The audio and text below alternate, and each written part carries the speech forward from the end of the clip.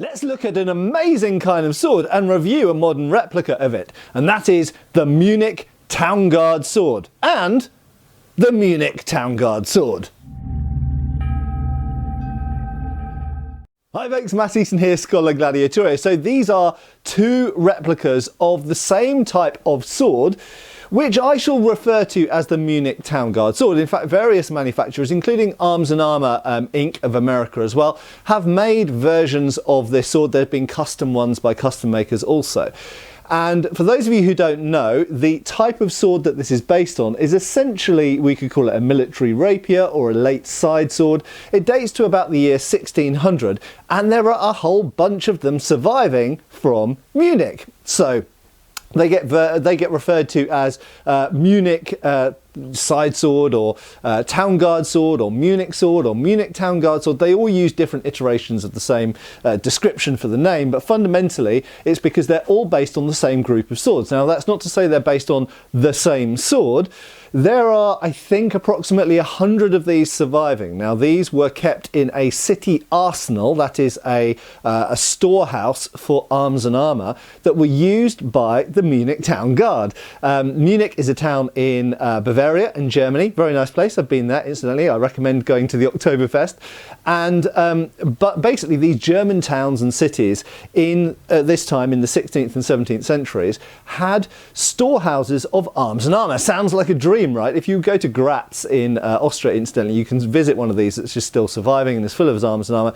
I've been there and played with a bunch of their stuff. It was freaking amazing. So I highly recommend, if you can find any of these in Germany or Austria or possibly even Switzerland, then go and visit them. But anyway, the one in Munich was essentially, the stuff was sold out of it, and this has gone into the international antique and art market. So I have handled these. There are originals. I think the Wallace collection has one or two. I think the Royal Armouries has one or two. They're dotted all around all over the place, and they're available to buy occasionally in auction. And at Park Lane Arms fairs in years gone by, I have actually handled originals of these. So, because these are part of a family, they look pretty damn similar, and the original swords were made probably between about 1595 and 1610, something like that, around the year 1600 I think. And they were made for equipping the Town Guard, as per the name of Munich, München. And essentially these were sidearms which were issued out to the Town Guard when required. So they were mass produced, but they are not all identical, even though they look very similar. So it's very important to state that although these are replicas inspired by a family of swords, they don't have to be the same, and they don't have to be identical to any one particular surviving one, because there's lots of them and they vary. The originals aren't like modern, you know, like a modern Ford car or something that comes out of Apple or Sony. They're not all identical. They vary. There's different guards details, the different guard proportions. There's slightly different blade lengths and blade widths and blade thicknesses. There's different weights, different points of balance and so on. There have been a number of articles over the years, academic articles published on these, and they vary. They're not all the same, which is really good when it comes to making replicas, because we've got a lot of data to work from, but also our replica doesn't have to be exactly the same as any one surviving one. It only needs to be similar to the group. Now, these two swords that I've got here are made by Windlass. Now, I've reviewed the Windlass one before. This is the Windlass version here. And I have also recently acquired, or been sent, the LK Chen version. And a lot of people have been asking me to review the LK Chen version, but really it makes sense to review both of them at the same time and compare and contrast them. Now, whenever we come to reviews, there is conscious and unconscious bias, and do I have a vested interest in either? Fundamentally, no. I'm not getting, you know, commissions or anything out of what I say about the reviews for either of these. These have been both sent to me in good faith. I own both of them already. I didn't buy either of them. I was sent them. But also, moreover, more importantly, some companies I work with, and in this case, I work with both of them. I work with LK Chen. I developed the Ribaldo model in their product line, and I'll probably be developing more things with them in the future.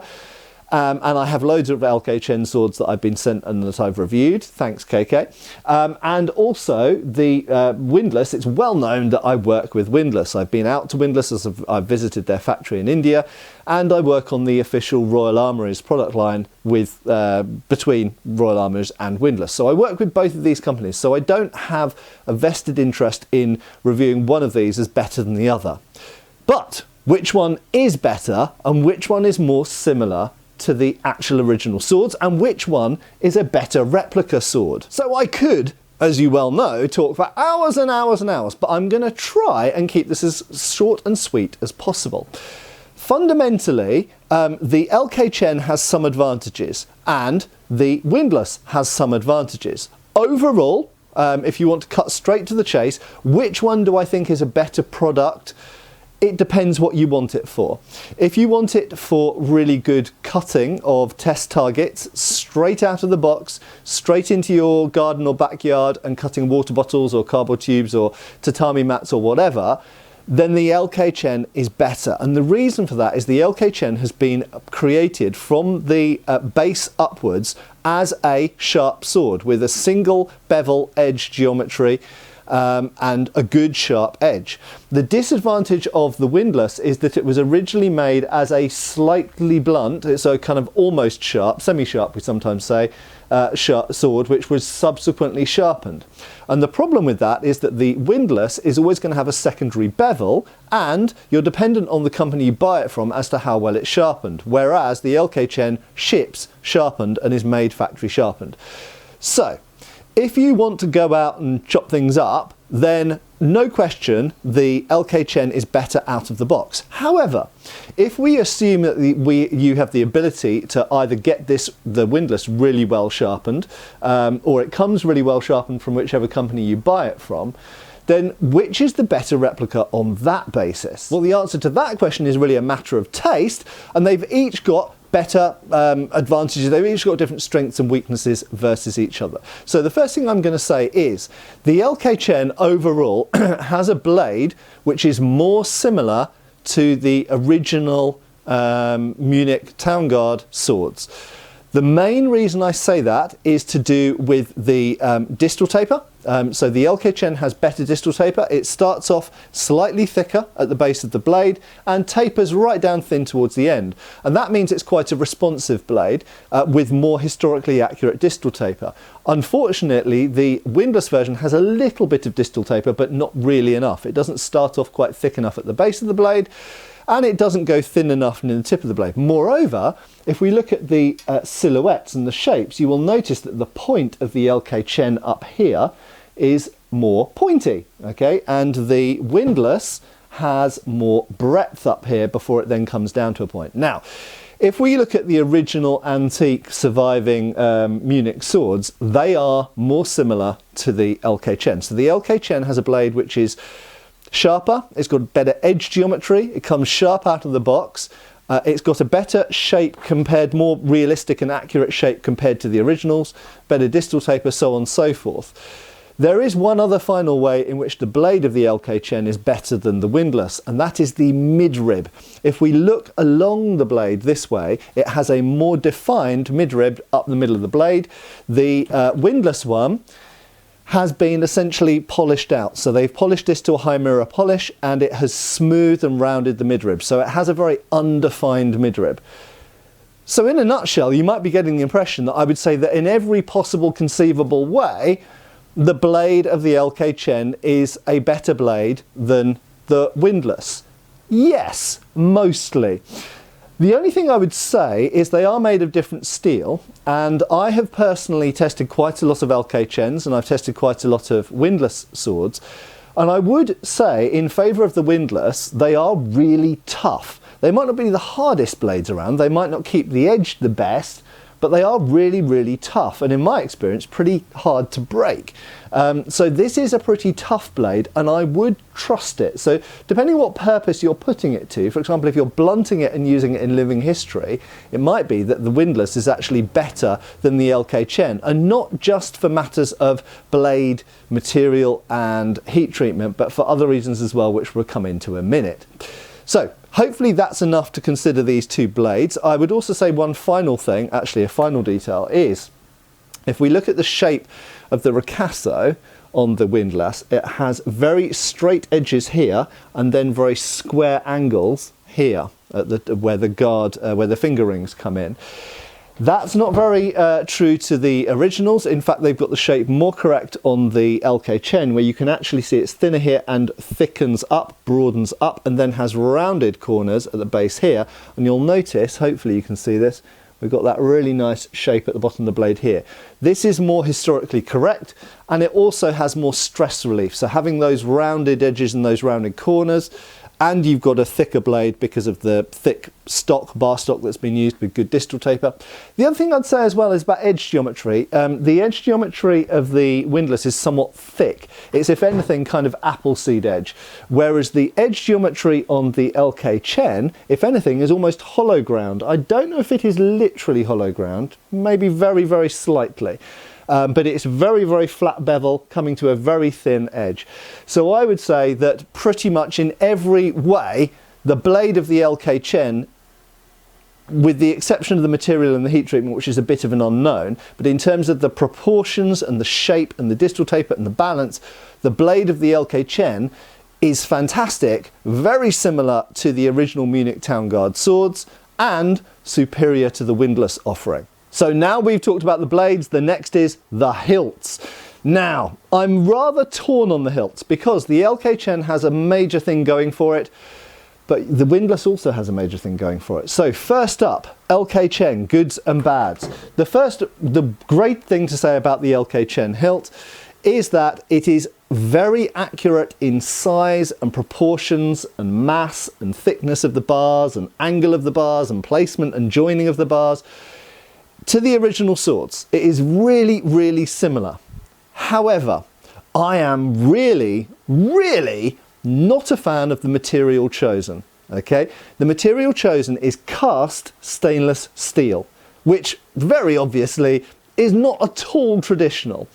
Now, I don't know about the strength of this. I haven't smashed it with a hammer. I haven't hit it with another sword. I assume that it's pretty strong, but it does not look aesthetically, even though it's the correct shape, it's the correct proportions, all the bars are in the right place and the correct thickness, even the little detail like the, there we go, the way the grooves, where the bars all join there. It's beautifully done, but when you make something of cast stainless steel in this sort of brushed, it almost looks like aluminum or aluminium finish, almost zinc type finish, which is just essentially a satin finish on stainless steel, it doesn't look like any period sword I've ever seen. Now, bear in mind, I'm an antique sword dealer.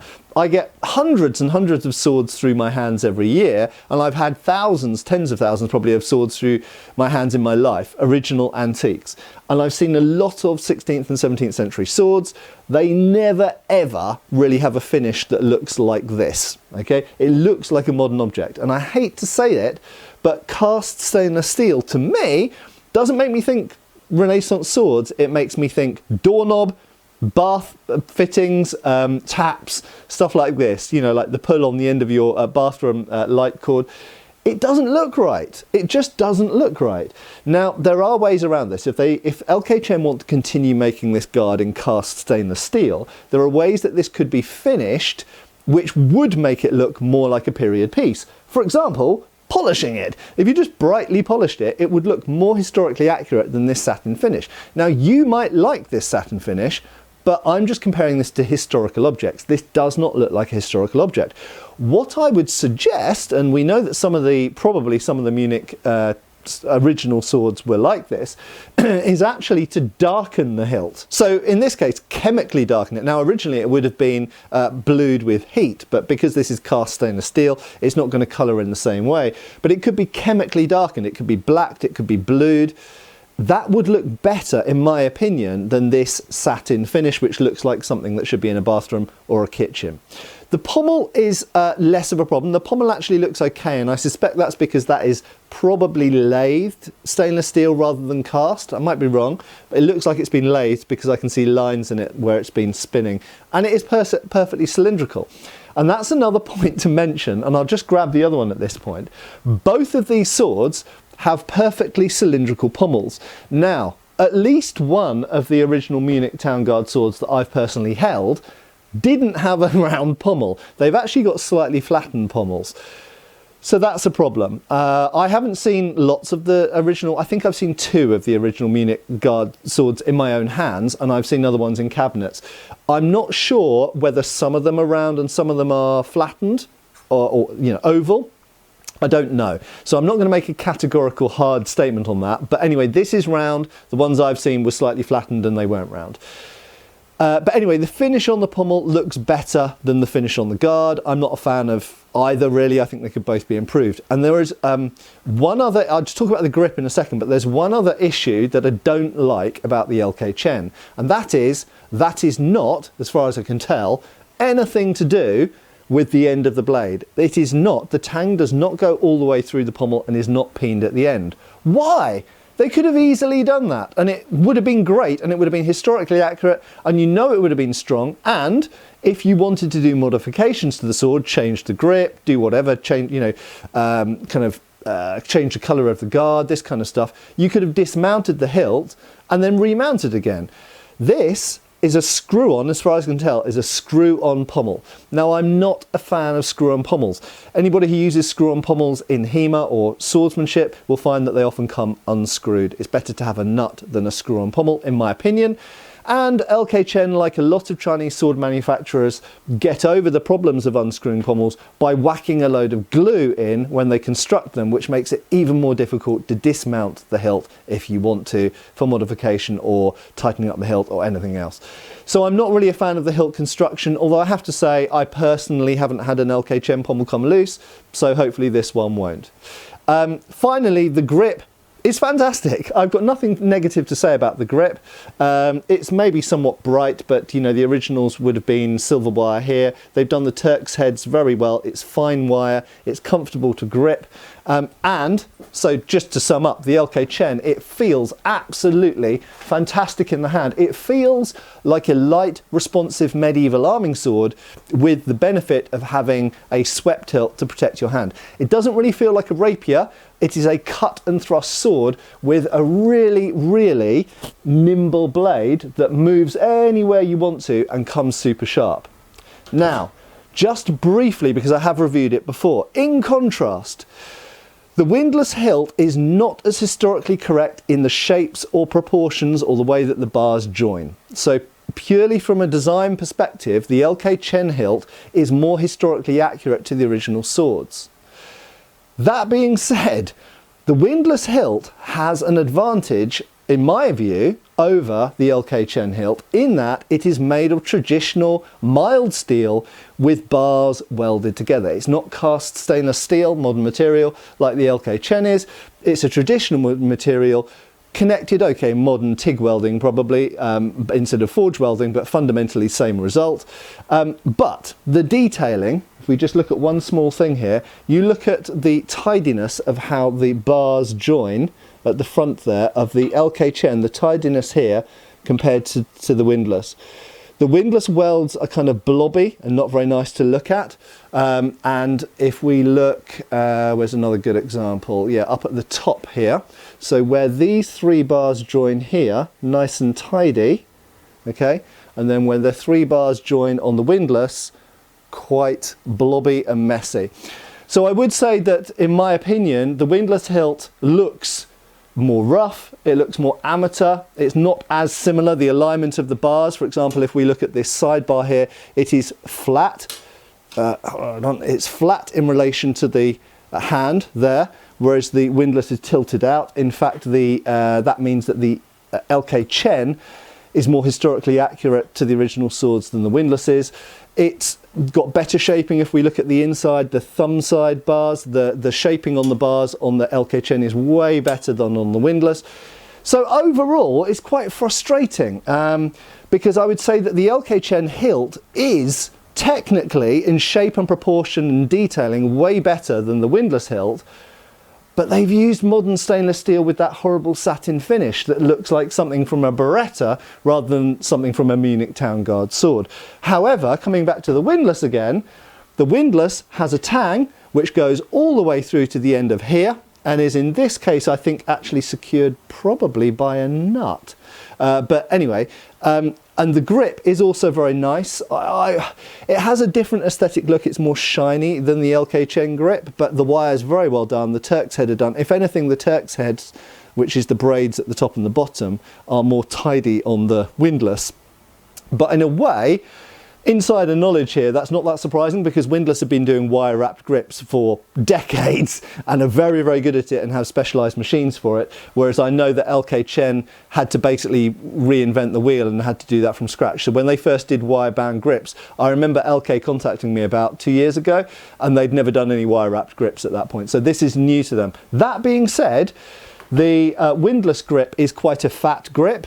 It's not like massively fat, but is larger, whereas the LK Chen grip is more slender. And as far as I can see from the photos of the originals, the LK Chen grip is closer to the originals. So, to sum up, I think that you can probably gather overall from this that I'm telling you, if you're choosing between one and the other, get the LK Chen. Okay, the LK Chen is sharper out of the box, it's got better edge geometry, it's got a better blade with better distal taper, with a more accurate to the original shaped tip, with better shaping at the tang and rounding of the shoulders up here. It's a better blade. It is in proportions and shape and detailing a better hilt in every way than the Windlass. The only thing that lets it down, in my opinion, is the construction method, the fact that the tang doesn't go all the way through and is peened at the end. Why not? It should do. It would be better if it did that. And finally, the finish of that guard. The grips are pretty much matched, but the finish of that guard I do not like. And I think an easy solution for LK Chen would be to make this a blackened guard with a matched blackened pommel, and I think it would look freaking awesome. I think it would look even more awesome than it does at the moment. And it would make the hilt, even with the same material, no need to change the material, look more historically authentic compared to what it does now. And I do not like this kind of brushed satin finish on cast stainless steel. Doesn't look historically accurate.